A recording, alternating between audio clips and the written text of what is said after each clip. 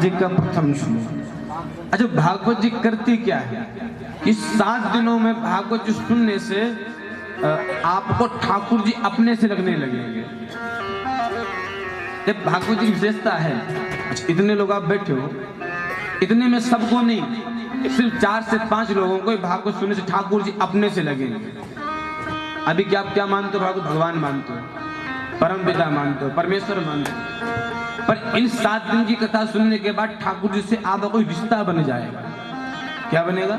रिश्ता। फिर ठाकुर जी आपको भगवान नहीं लगेंगे, बोले फिर बोले आप तो हमारे पिता हैं, आप तो हमारे पुत्र हैं, आप तो हमारे पति हैं, आप तो हमारे गुरु हैं। फिर वो रिश्ता बन जाएगा ठाकुर जी से। भागवत सुनने से 7 दिन से ठाकुर जी अपने से लगने लगते हैं। ये भागवत की विशेषता है। मीरा पूछे मेरा ब्याह कब होगा, मैया मेरा ब्याह कब होगा। अब मैया कभी टाल दे, कभी ये बात कर दे, कभी वो बात कर दे। एक दिन कहते मीरा रो पड़ी, बोले बताओ कि मेरे बीन कौन है। बीन समझते हो? बीन बोलते हैं दूल्हा को। बोले मेरा बीन कौन है। रो पड़ी मीरा। तब मैया ने कहा वो बैठे ना गिरधर गोपाल, वही तेरे बीन हैंगे। जैसे ही मैया ने कहा वो बैठे गिरधर गोपाल वही तेरे बीन है, तो मीरा ने झट से एक नजर में देखा है मीरा ने, और अपना सब कुछ ठाकुर जी को पति के रूप में स्वीकार करके निछावर कर दिया मीरा ने। विचार करो, एक 3 से 4 वर्ष की लाली ठाकुर जी को पति स्वीकार कर चुकी। अच्छा, अब जैसे देखती कि जो बड़ी मैया हैं कैसे करती, पति सामने जाती कैसा भाव रखती, स्वभाव रखती है, तो देखिए जैसे ठाकुर जी के सामने जाए बड़ी मैया क्या करती है ना कि पति के आते ही घूंघट कर लेती है या पल्लू कर लेती है या अपनी आंखें नीचे झुका लेती है। तो मीरा जैसे ही ठाकुर जी कक्ष में जाए तो ठाकुर जी से नीचे पल के करके बात करे, बोले कि मेरे बीन है, ऐसे कैसे बात कर लूं उनके सामने में। अच्छा, एक चीज और, कुछ बातें मुझे बहुत अटपटी लगती हैं और आप लोगों को लगता बुरी भी लगे। प्राचीन भारत में मैयाएं अपने पति से घूंघट करती थी या ऐसा कहें कि नाम लेने से डरती थी। लेकिन हाँ, प्राचीन भारत में, आजकल का भारत नहीं है। आजकल तो ए राजेश पता नहीं कितने कितने नाम है, बढ़िया आनंद के साथ रहते हो। विचार करो ये ऐसा क्यों बनाया गया है? इस शास्त्र में निषेध है पति का नाम, पत्नी का नाम, एक पुत्र का नाम, एक पुत्री का नाम, गुरु का नाम और खुद स्वयं का नाम। मैंने ये किया, मैंने ये किया, इससे आपकी आयु छीड़ होगी।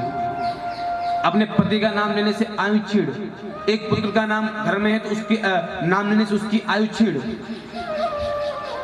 प्राचीन भारत में मैया कहती थी ना, अरे एक करुणा के पिताजी, यानी बच्चों के नाम से पिताजी को पुकारा जाता था। तो कहीं ना कहीं इसका अर्थ, या हम ऐसा कहें कि निकनेम का तभी से निकनेम बनना चालू हो गया है। पर निकनेम भी बढ़िया होते थे, आजकल के नाम जैसे निकनेम नहीं होते थे। आजकल ना मालूम चले कि पेट का नाम है कि बच्चे का नाम है, सब एक सा ही लगता है। कुछ चीजें अटपटी लगती हैं। एक दिन मीरा ने देखा, बढ़िया सेवा की है। मीरा बड़ी हो गई तो माँ ने कहा चल तेरा ब्याह करवाएंगी। मीरा ने कहा अभी तो आपने कहा कि मेरा बिन वो है, अब मेरा ब्याह किसे करवा रही हो आप? मीरा की माँ ने कहा अरे वो तो हमने आपको ऐसे कह दिया था। बोले माँ आपका ऐसा कहना और मैंने अपना सब कुछ ठाकुर जी को स्वीकार कर लिया है, अब कैसे होगा? अरे आपने कहा कि मेरे ये बीन है, मैं इनको स्वीकार कर चुकी हूँ और मैं अब कैसे कर लूंगी? मीरा को कल तुम्हारा परसों विवाह है। लोक लाज के डर से मीरा ने विवाह करने स्वीकार कर दिया।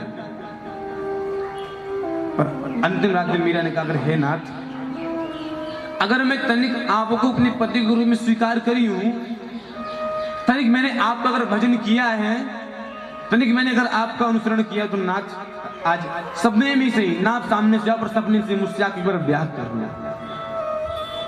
तो कहते हैं मीरा सब निद्रा में हुई, ठाकुर जी आए और मीरा से ब्याह किए और अब आप लोग सपने में आए। पर कहते जब मीरा प्रातः काल जगी तो मीरा के हाथों में मेहंदी लगी हुई है, पैरों में महावर लगी हुई है, मीरा सुंदर मांग भरी पड़ी है मीरा के।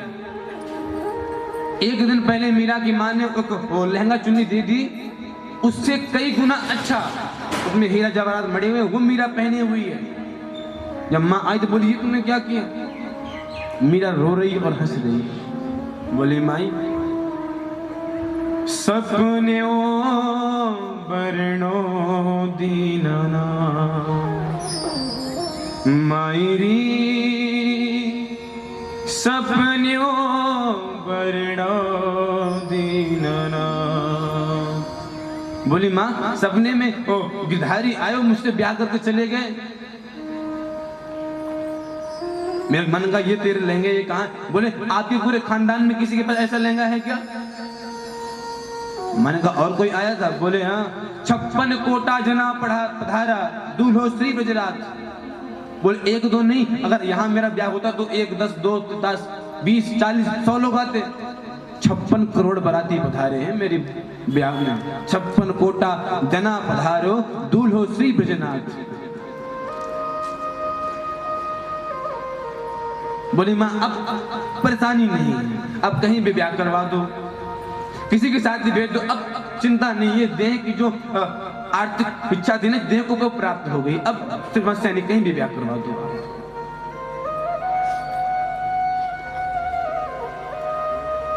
मीरा की माँ गई, मीरा के मांग को सिंदूर धुलवाया, मेहंदी धुलवाई, महावर धुलवाई, और मीरा का फिर ब्याह हो गया किसके साथ? भोगराज के साथ। यहां तक कि मीरा कहीं अगर जाती, बल्ली देवी जी के मंदिर हो, पर उस मंदिर में भी ठाकुर जी दिखते थे। कैसे? बोले पगड़ी बंधे हुए, दूल्हा बने ठाकुर जी दिखते थे मीरा को। अब विचार तो भागवत क्या करेगी? ठाकुर जी को अपने से करने लगेगी 7 दिन में। आप तो ठाकुर जी का रिश्ता बना देगी कौन? भागवत। या ऐसा कहीं अपने से रिश्ता नहीं कि हम ठाकुर जी को पति मानते हैं, ऐसा नहीं। खुद ठाकुर जी आपको बताएंगे कि मैं तेरा क्या हूं, पति हूं, भाई हूं, पुत्र हूं, गुरु हूं। खुद स्वयं ठाकुर जी आकर बताए। सच्चिदानंद रूपाय।